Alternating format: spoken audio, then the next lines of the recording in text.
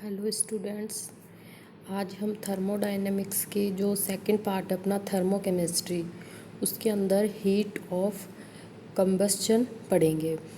अपन ने heat of reaction पढ़ी थी कि किसी भी अभिक्रिया में उत्पाद बनने की प्रक्रिया में मुक्त होने वाले ऊष्मा परिवर्तन ही क्या कहलाता है, अपना हीट ऑफ रिएक्शन या अभिक्रिया ऊष्मा।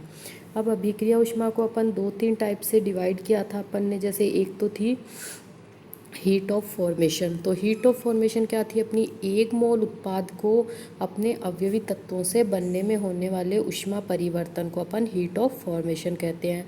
और यदि इसे एसटीपी पे देखेंगे तो इसे स्टैंडर्ड हीट ऑफ फॉर्मेशन कहेंगे। इसके बाद थी हीट ऑफ न्यूट्रलाइजेशन। तो हीट ऑफ न्यूट्रलाइजेशन क्या थी, तनु विलयन की अवस्था में 1 ग्राम मोल अम्ल और 1 ग्राम मोल क्षार की अभिक्रिया होने पर, तो ये अभिक्रिया उदासीनीकरण अभिक्रिया कहलाती है। और इस अभिक्रिया में होने वाला ऊष्मा परिवर्तन अपनी हीट ऑफ न्यूट्रलाइजेशन कहलाता है। वो यदि इसको अपन एसटीपी पे ज्ञात करेंगे तो उसे स्टैंडर्ड हीट ऑफ न्यूट्रलाइजेशन कहेंगे। अब एक और है हीट ऑफ रिएक्शन का टाइप, जिसमें अपन देखेंगे हीट ऑफ कंबस्चन। तो हीट ऑफ कंबस्चन क्या होता है, दहन का मतलब उसे ऑक्सीजन की मात्रा में जलाना। तो जनरली अपन कोई भी पदार्थ लेंगे, उसका 1 मोल लेंगे और उसे ऑक्सीजन की उपस्थिति में पूर्ण रूप से उसे जलाएंगे।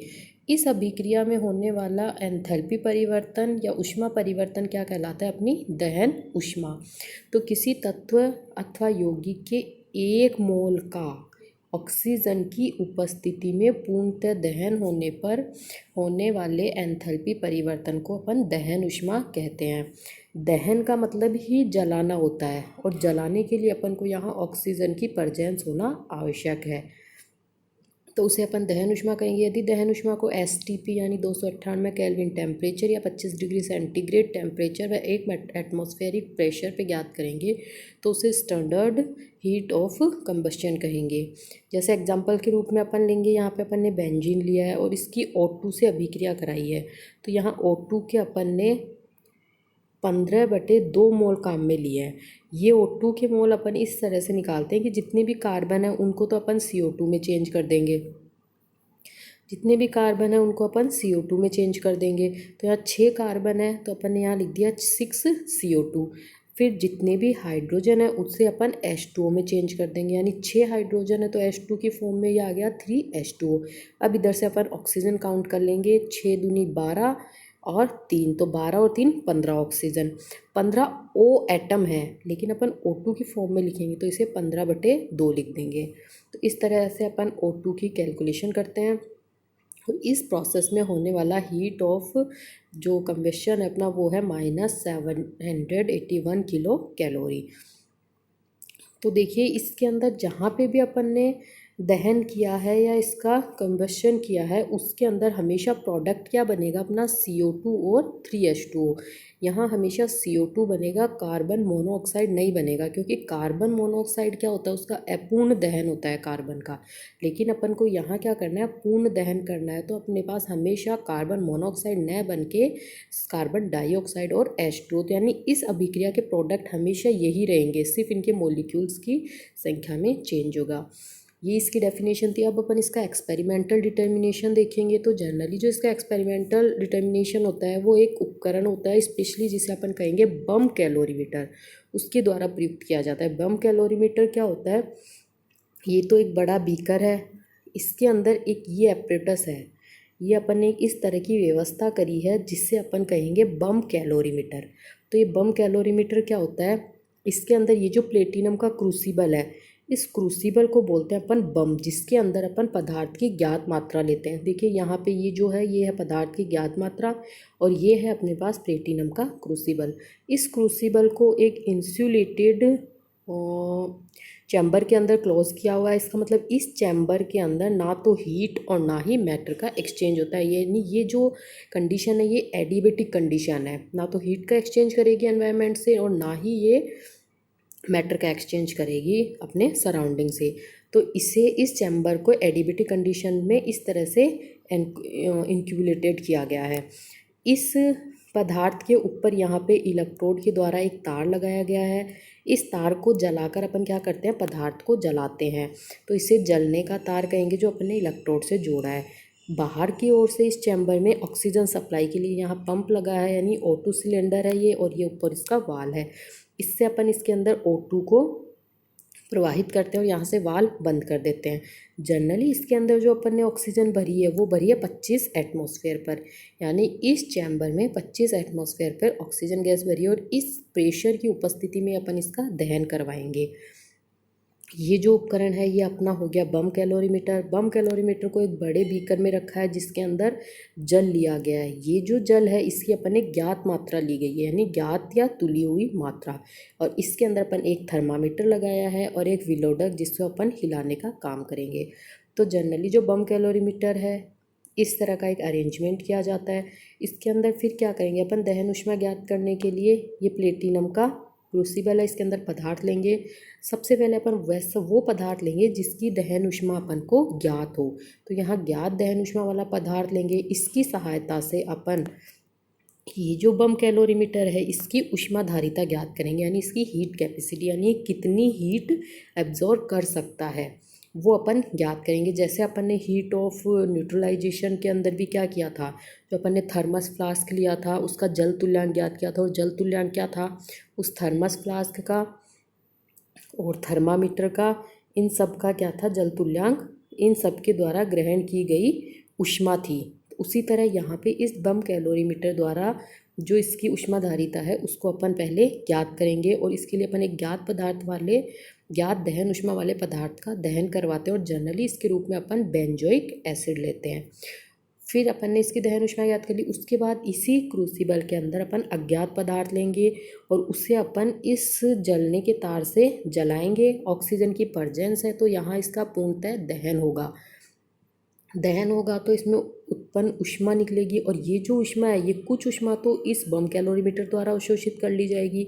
बाकी की जो ऊष्मा है, मतलब इसकी जो हीट कैपेसिटी उसके अकॉर्डिंग तो ये ग्रहण कर लेगा, और बाकी की ऊष्मा है जो यहाँ वाटर है वो ग्रहण कर लेगा। तो अब जो वाटर है इसकी तो अपन ने ऊष्माधारिता निकाल ली ज्ञात पदार्थ से। यहाँ जो पानी भरा हुआ है, वाटर भरा हुआ है, उसका क्या ऊष्मा ग्रहण करके उसका टेम्परेचर चेंज होगा, तो अपन उस टेम्परेचर को नोट कर लेंगे। पहले का टेम्परेचर T1 होगा, बाद का टेम्परेचर T2 होगा, और इसका डिफरेंस निकाल लेंगे T2 माइनस T1। अब देखिए इसमें प्लेटिनम का एक क्रूसिबल जिसे अपन बम कहेंगे, ये जो है इसे अपन बम कहेंगे, में पदार्थ की ज्ञात मात्रा लेते हैं। चित्रानुसार व्यवस्थित उपकरण को रुद्धोष्म परिस्थिति वाले स्थान पे रखते हैं, यानी यहाँ पे रुद्धोष्म परिस्थिति है। सर्वप्रथम कैलोरीमीटर की ऊष्माधारिता ज्ञात करने के लिए अपन ज्ञात दहन ऊष्मा वाले पदार्थ का दहन करवाते हैं, और इसके लिए सामान्यतः बेंजोइक एसिड काम में लेते हैं। इसके बाद अपन अज्ञात दहन ऊष्मा वाले पदार्थ को लेके विद्युत तार की सहायता से इसे बम में जलाते हैं। इस बम के अंदर 25 एटमॉस्फेरिक दाब पर ऑक्सीजन विद्यमान है, यानी ऑक्सीजन की प्रेजेंस में जल रहा है, तो इससे पदार्थ का क्या हो रहा है, यहाँ पूर्ण दहन हो रहा है, कंबसन हो रहा है। तो चूँकि दहन की प्रक्रिया वो बम में हो रही है, और जो बम है उसका आयतन स्थिर है, इसका मतलब इस पूरे प्रोसेस के अंदर जो ऊष्मा निकल रही है वो क्या है, स्थिर आयतन पर दहन ऊष्मा, जिसे अपन QV से डिनोट करेंगे। तो दहन की इस प्रक्रिया में उत्पन्न ऊष्मा कुछ तो कैलोरीमीटर द्वारा और कुछ जल द्वारा ग्रहण कर ली जाती है। प्रयोग का प्रारंभिक जल का ताप T1 और अंतिम ताप T2 नोट कर लेते हैं। अब यदि जो अपन ने जल लिया है उसकी मात्रा वह कैलोरीमीटर द्वारा अवशोषित ऊष्मा ही क्या कहेगी, उसकी दहन ऊष्मा के बराबर होगी। तो दहन में उत्पन्न ऊष्मा है वो जल व कैलोरीमीटर द्वारा अवशोषित ऊष्मा के बराबर होगी। अब माना कि जो अपन ने ये लिया है पदार्थ वो क्या है, W ग्राम है, और इसका अणुभार है कैपिटल M, यानी कैपिटल M अणुभार वाला W ग्राम पदार्थ है, उसका दहन करवाया है। तथा ये जो अपना पूरा कैलोरीमीटर है ये 1 ग्राम भार का है, यानी इसका वजन कितना है, 1 ग्राम है, वह इसकी ऊष्माधारिता C है। तथा जो बाहर में अपन ने जल लिया है उसकी ज्ञात मात्रा कितनी है, W1 ग्राम। तो यहाँ जो स्थिर आयतन पर ऊष्मा होगी वो क्या होगी, एक तो इनका टेम्परेचर डिफरेंस निकाल लिया अपन ने T2 माइनस T1 को, जिसे अपन डेल्टा T कहेंगे।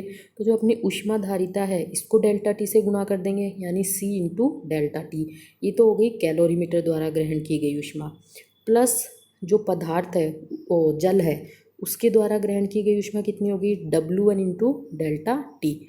इन दोनों ऊष्माओं को जोड़ देंगे, ये आएगी उस पूरे पदार्थ द्वारा ग्रहण की गई ऊष्मा। लेकिन जो ये पदार्थ है वो क्या है, m अणुभार और W ग्राम है, यानी जो पदार्थ के मोलों की संख्या है उसका अपन इसके अंदर भाग लगा देंगे। तो मोलों की संख्या का सूत्र क्या होता है, पदार्थ में उपस्थित मोलों की संख्या बराबर उसका भार बटे उसका अणुभार, यानी स्मॉल w बटे कैपिटल W। तो यहाँ आ गया स्मॉल w और ये जो कैपिटल M था ये इधर ऊपर चला गया। यह आ गई अपने पास स्थिर आयतन पर दहन ऊष्मा। यहाँ से अपन डेल्टा टी कॉमन ले लेंगे तो बच क्या गया अपने पास C plus W1 upon W into M. देखिए जैसे अपन ने QV लिखते हैं अपन, तो QV क्या आता है अपना, C लिखेंगे अपन हीट कैपेसिटी। तो अपने पास हीट कैपेसिटी आएगी QV बटे DT, ये आती है अपने पास हीट कैपेसिटी।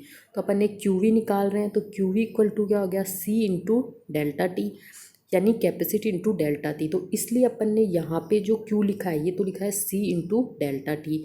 इसी तरह दूसरा Q भी क्या लिखा है अपने, W1 इंटू डेल्टा टी। यहाँ C उसकी हीट कैपेसिटी थी, यहाँ W1 उस जल का भार है जिसने उस ऊष्मा को ग्रहण किया है। तो ये दोनों की दोनों जो क्वांटिटी है ये क्या दर्शा रही है, अपनी ऊष्मा को ही दर्शा रही है। और इन दोनों ऊष्माओं को अपन ने फिर ऐड कर दिया। अब ये भाग लगाया है अपने मोलों की संख्या का, तो मोलों की संख्या जो N होती है वो होती है अपनी पदार्थ का भार बटे अणुभार। तो यहाँ पे नीचे अपन ने N का भाग लगाया, यानी W नीचे आ गया और अपना कैपिटल M ऊपर आ गया।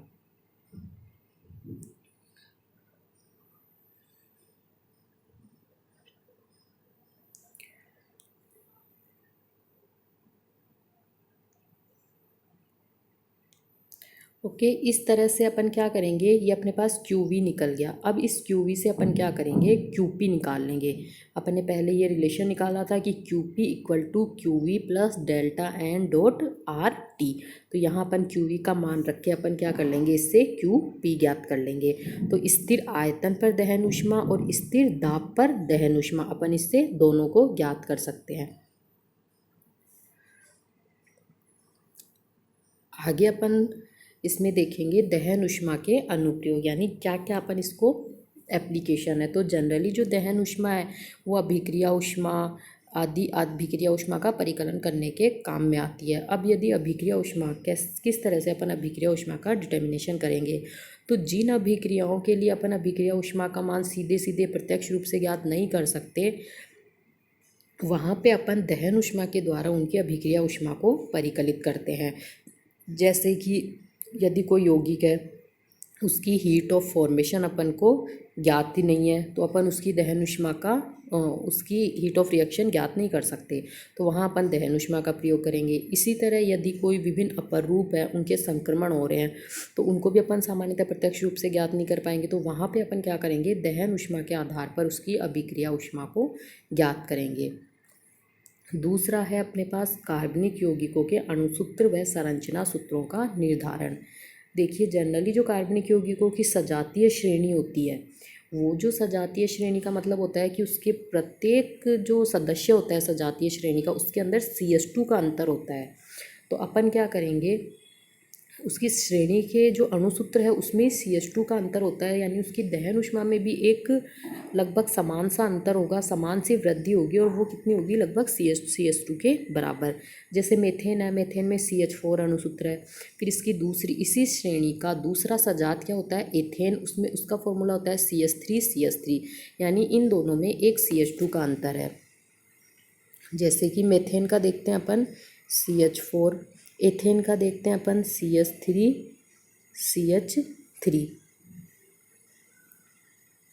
तो इन दोनों में CH2 का अंतर है। इसी तरह प्रोपेन का देखेंगे आगे, तो उसमें एक CH2 और बढ़ जाता है, यानी इन सब में क्या होता है, CH2 का ही अंतर होता है। तो यहाँ पे अपन क्या करेंगे, प्रत्येक जो इस सजात का प्रत्येक लगातार जो सदस्य होते हैं उसके अंदर CH2 समूह का अंतर होता है, इसीलिए इनकी दहन ऊष्मा के मान में भी लगभग बराबर सी वृद्धि होती है। तो अपन इसके द्वारा यदि अपन को CH2 की दहन ऊष्मा पता है, मीथेन की दहन ऊष्मा पता है, तो अपन क्या करेंगे, अज्ञात यौगिक की दहन ऊष्मा बराबर मीथेन की दहन ऊष्मा प्लस n इंटू CH2 की दहन ऊष्मा।